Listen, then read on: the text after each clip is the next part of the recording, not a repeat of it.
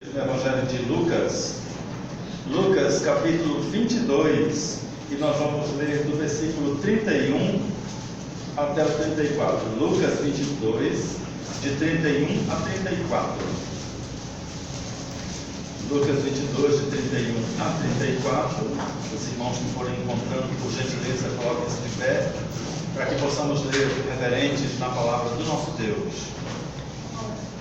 Lucas 22, de 31 a 34. Eu vou ler na minha versão, os irmãos me acompanham em leitura silenciosa a partir das Bíblias. Diz assim o texto: Jesus disse: Simão, Simão, eis que Satanás vos reclamou para vos peneirar como trigo. Eu, porém, roguei por ti, para que a tua fé não desfaleça. Tu, pois, quando te converteres, fortalece os teus irmãos. Pedro, porém, respondeu: Senhor, estou pronto para ir contigo, tanto para a prisão como para a morte. Mas Jesus lhe disse: Afirmo-te, Pedro, que hoje 3 vezes negarás que me conheces, antes que o galo cante. Vamos meditar, irmãos, sobre quando te converteres. Vamos fechar os olhos e orar.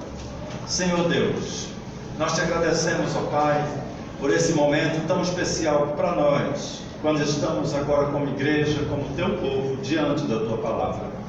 Fala, Senhor, aos nossos corações, conforme, ó Deus, as nossas necessidades, de modo que todos venhamos a experimentar transformações de acordo com a tua vontade. É o que nós pedimos em nome de Jesus. Amém. Os irmãos podem se assentar.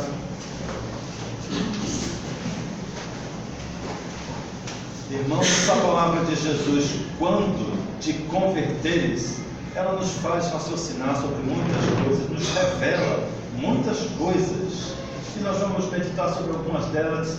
Uma, talvez mais assim, evidente, é que ele ainda não era convertido, ainda não tinha passado por uma experiência de conversão. E quando Jesus falou para Pedro: Pedro, quando você se converter, ele se chocou: mas Senhor, eu sou convertido, eu estou andando com o Senhor, eu faço parte da igreja. Ele caminhava com Jesus, Jesus tinha aqueles discípulos, tinha 12 apóstolos, e entre esses 12, tinha alguns que eram os mais chegados, que estavam sempre com Jesus. Quando ele se retirava para orar, ia um grupo pequeno com ele, e Pedro ia junto. Pedro se considerava, então, ele fazia parte da diretoria da congregação, era uma pessoa importante aos seus olhos, no seu sentimento, no seu coração. Ele já estava inserido na igreja, já fazia parte da igreja, mas a palavra de Jesus disse: você ainda não se converteu. Pedro, uma conversão significa uma mudança de rumo. Converter-se significa mudar de direção. Aquela placa de trânsito que tem uma setinha com não sei quem está estudando para tirar carta aqui, ali, que tem um traço no meio, aquilo significa conversão proibida. Então, converter significa mudar de direção. É impossível mudar de direção e continuar na mesma atitude, mudar de rumo e alcançar o mesmo destino. Quem muda de rumo, muda o seu destino. Não há como mudar de uma rua e continuar indo no mesmo sentido. É lógico que quando se fala em converter-se, a gente subentende muitas transformações, muitas mudanças que se tornam evidentes. Por esses dias eu conheci um jovem lá em Sambaíba, um jovem vaqueiro, com orgulho. Sou vaqueiro com orgulho. O pai dele tinha boi, ele gostava de trabalhar com boi, e ele aceitou Jesus. E ficou com medo de estar lá em casa, sozinho, na família não crente. Aí um dia ele falou para a mãe: mãe, eu aceitei a Jesus, agora eu sou crente. Aí ela: isso é coisa da sua cabeça, daqui a pouco vai passar e tudo volta ao normal. Ele ouviu a palavra da mãe, mas continuou na igreja, só que a conversão foi verdadeira. Então ele mudou as palavras, começou a mudar as atitudes, começou a mudar a educação, começou a mudar a visão, começou a mudar tudo.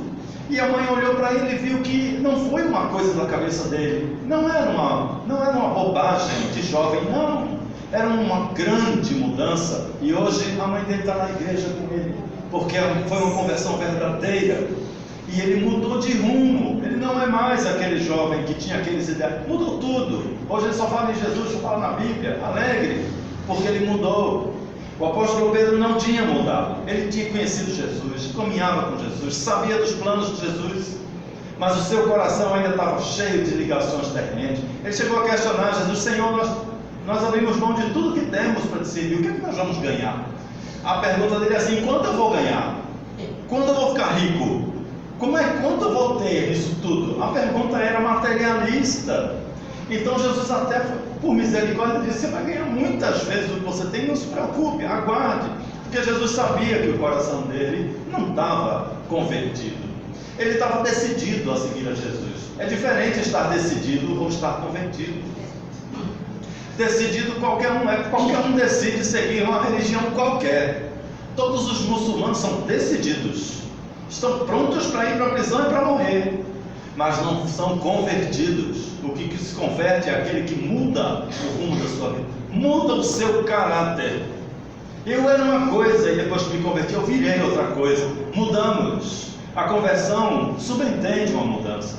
É inevitável uma mudança. Não há como não perceber a mudança de quem se converteu. E é claro, o apóstolo Pedro, por mais que fosse envolvido na obra, Jesus o conhecia.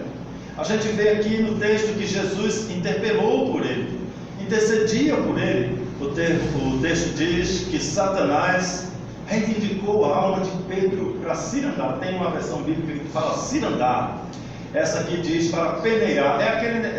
Hoje eu acho que não existe mais isso, mas o pessoal pilava o trigo ou o arroz. Hoje aqui no Nordeste seria arroz.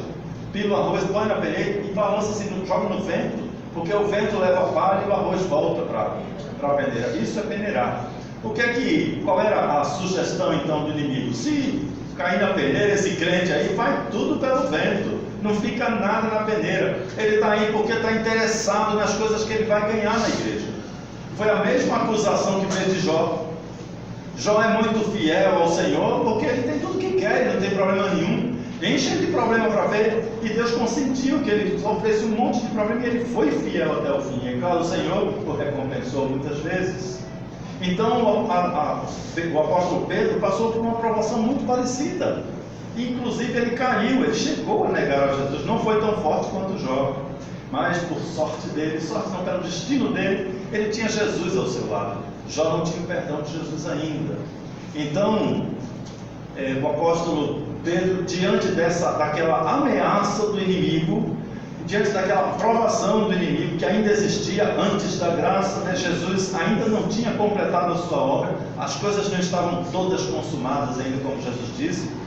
O inimigo podia fazer essas reivindicações, mas o próprio texto diz: eu defendi você, eu não deixei. Onde a gente vê que mesmo antes da gente se decidir, antes da gente se converter, Jesus já está cuidando da gente, já está preocupado, intercedendo por nós.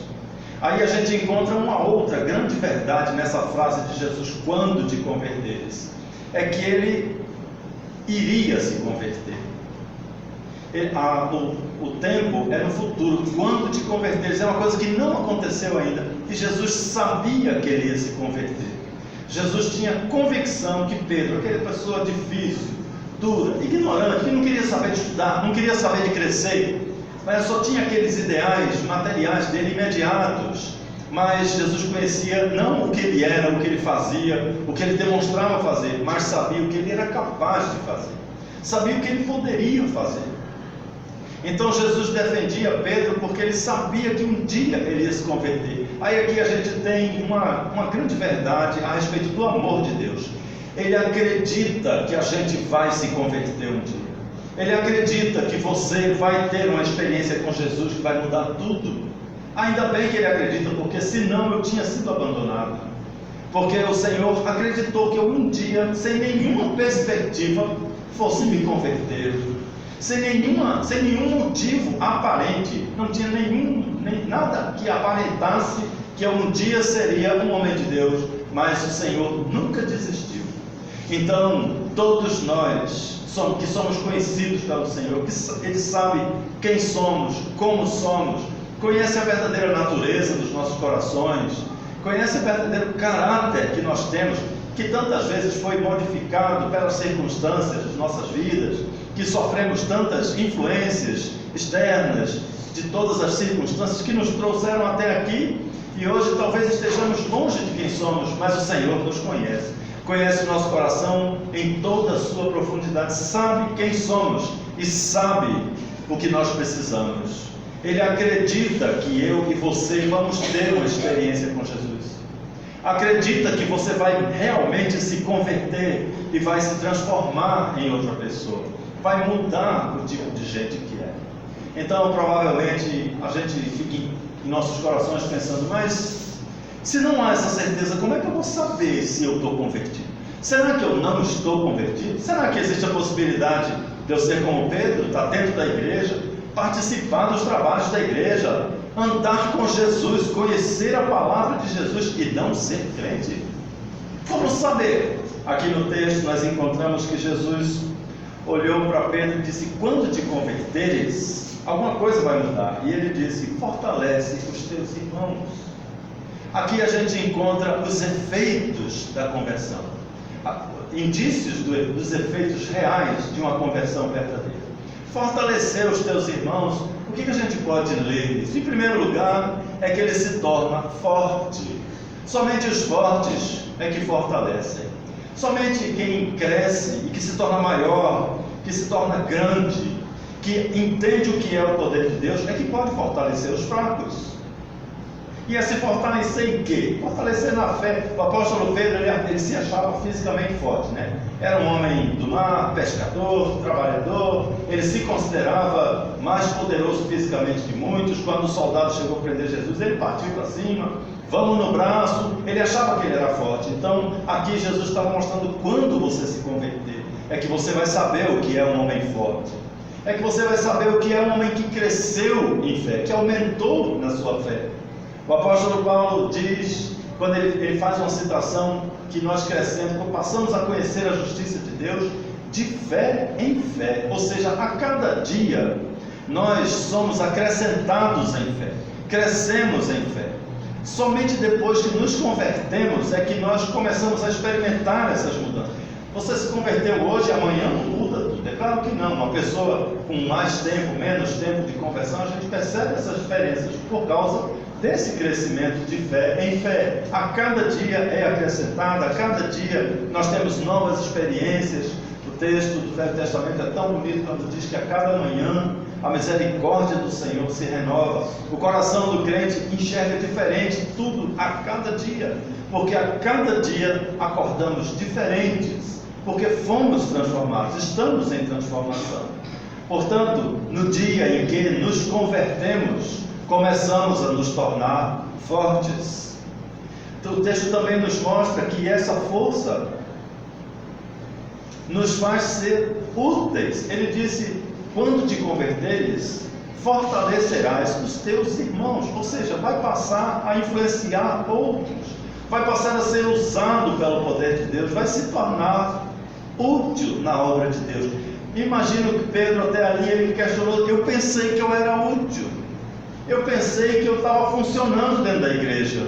Mas Jesus disse, ainda não, você ainda não se converteu. Você pensa que é convertido. Quando você se converter, você vai fortalecer seus irmãos. Você vai se tornar uma peça importante na obra. Vai ser usado pelo poder de Deus, usado pelo Espírito Santo, para que os seus irmãos, as outras pessoas, possam crescer também, possam entender a mensagem e possam compartilhar desse crescimento. E somente depois da conversão que Pedro imaginava ter experimentado e ainda não tinha experimentado. E ainda vemos depois dessa segunda palavra de Jesus, uma outra grande virtude do convertido. Ele ganha irmãos. Ele não tem mais somente conhecidos, colegas, compatriotas. Ele ganha irmãos. Cresce o número de irmãos. A palavra irmão vem do latim, que significa, germano, significa verdade. A palavra irmão quer dizer verdade, aquele que nasceu verdadeiramente junto, é mesmo irmão, é irmão legítimo. Isso é o seu significado da palavra irmão. E Jesus está dizendo, você não vai ter mais somente seus amigos, você vai adquirir irmãos, vai crescer a sua família em irmãos verdadeiros, que é um privilégio somente de quem conheceu a Jesus, de quem entendeu a palavra de Jesus, quem entendeu a verdade. Então, é claro que o apóstolo Pedro, depois ele retrucou e disse: Senhor, deve estar havendo algum engano. O Senhor, não sei, será que o Senhor acha, sabe mesmo, está falando comigo? Olha o que eu tenho feito, olha a minha obra, olha o que é que eu tenho, o quanto eu tenho contribuído com a obra. Muitas vezes, queridos, nós nos equivocamos a respeito de nossos corações que não conhecemos. Eu citei para alguns irmãos, tenho certeza em alguma outra ocasião, da história de um certo pastor. Quem me contou foi o pastor Enoque, eu não vou lembrar o nome do pastor, que se converteu no púlpito. Ele foi para o seminário, ele se formou, ele foi conciliado, foi ordenado pastor, mas não era crente. Ele era como o apóstolo Pedro, ele tinha uma decisão de ser pastor, até sentiu o chamado para ser pastor, mas ele não teve uma experiência pessoal com Jesus. Ele não teve aquele momento que muda tudo, quando a pessoa olha para Jesus e diz: meu Deus, por que todos não estão aqui? Aquele momento em que você descobre o que é realmente a verdade sobre Jesus e não consegue mais parar de pensar nisso. É aquele primeiro amor, aquele sentimento forte do recém-convertido. Ele nunca tinha passado por isso, como o apóstolo Pedro nunca tinha passado por isso. Então é possível que muitos de nós sigamos durante anos o caminho dentro da igreja, às vezes em contato com crentes, convivemos com religiosidade, sem termos passado por uma experiência pessoal e verdadeira com Jesus. E isso faz com que sejamos esse tipo de crente decidido, convencido, conformado, mas não convertido. O convertido é aquele que muda o seu jeito de ser, se torna uma outra pessoa, torna-se uma pessoa forte para fortalecer os outros, é uma pessoa que se torna útil nas mãos de Deus, tem o desejo de ser útil. Eu conversando com uma certa irmã, e ela me dizia: irmão, eu não consigo ser útil na igreja. Na verdade, ela trabalhava, tinha 1000 atividades, e ela no seu coração, ela achava que era inútil. E eu mostrei: irmão, olha, a irmã está fazendo, tentei consolar, e não tinha jeito. Até que eu falei: na verdade, irmão, o que tem no seu coração é o desejo de ser mais útil. Isso é uma característica de quem teve uma experiência com Jesus. O convertido deseja um compromisso com Jesus, deseja tomar parte na obra de Jesus, efetivamente ser útil às mãos do seu Senhor. E é claro, o convertido verdadeiramente, ele vai angariando irmãos, ele vai crescendo em irmãos, ele vai se tornando uma grande igreja, porque de fato entendeu a palavra de Deus. Todos nós tivemos um dia uma experiência com Jesus. Uns como Pedro, que conheceram, entenderam, aceitaram, se decidiram, e outros como tantos outros, ou até como o próprio Pedro, depois da sua conversão, depois de chorar muito, depois de entender quem era o próprio Jesus que ele conheceu durante 3 anos, andou com ele, sem saber que andava com o próprio Deus, achava que andava com o futuro rei, achava que andava com aquele que ia nomeá-lo importante no próximo reino. O versículo 30, ficou fora da nossa versão, Jesus mostra que eles se assentariam em tronos para julgar o reino de Israel, as tribos de Israel. Então é claro que na cabeça de Pedro ele imaginava uma igreja material, ele imaginava uma igreja terrena. Ele não conseguia olhar o reino de Deus, que é uma exclusividade para quem teve uma experiência com Jesus. Então, queridos, nós vamos encerrar o nosso momento, a nossa meditação, orando. E vamos abrir o nosso coração ao Senhor, mostrando: Senhor, não tenho certeza. Mostre-me em meu coração se eu sou verdadeiramente um convertido do Senhor. E faça, ó Deus, com que nós possamos ver essas mudanças em minha vida. Vamos ficar de pé e vamos falar com Deus.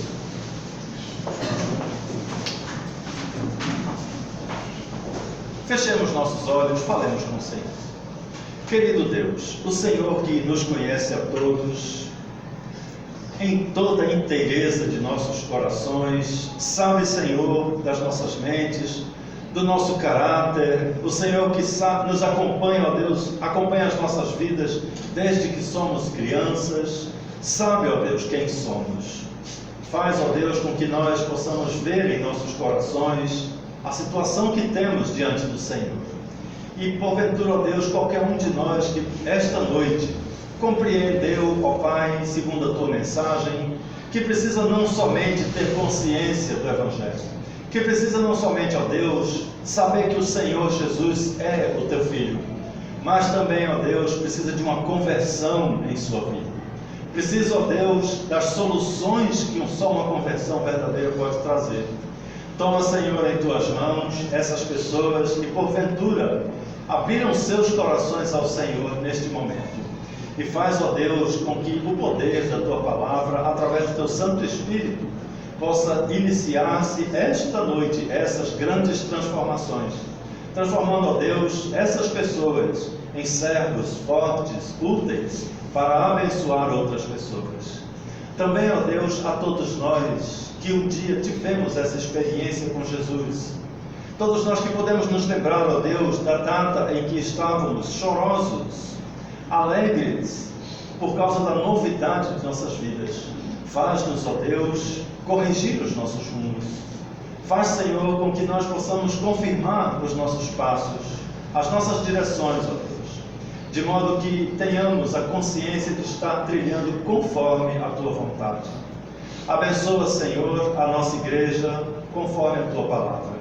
Faz, ó Deus, com que todos nós possamos sair daqui meditando a respeito das Tuas verdades, de modo, ó Deus, que todos sejamos transformados pelo poder do Senhor. Pedimos, ó Deus, as Tuas bênçãos para cada família que está representada aqui essa noite. Faz-nos, ó Deus, levarmos para os nossos lares as Tuas bênçãos, para que todas as nossas famílias sejam abençoadas. Também pedimos, ó Deus, que pela presença do Teu Santo Espírito em todos nós possamos transmitir a Tua palavra e a esperança que há em nós a todas as pessoas com quem nos encontrarmos ao longo dessa semana. De modo, ó Pai, que sejamos instrumentos úteis nas Tuas mãos. Faz, Senhor, com que todos estejamos, durante toda esta semana, vivenciando momentos de oração e de comunhão com o Senhor. Nos preparando, ó Deus, não somente para o próximo domingo, as próximas semanas, mas nos preparando, ó Deus, para um encontro real com Jesus, que em breve voltará. É o que nós pedimos, Senhor, em nome de Jesus. Amém. Os irmãos podem se assentar e vamos ainda orar silenciosamente ao som do pós-lúdio. Depois da música, então, nós nos retiramos dos nossos cumprimentos.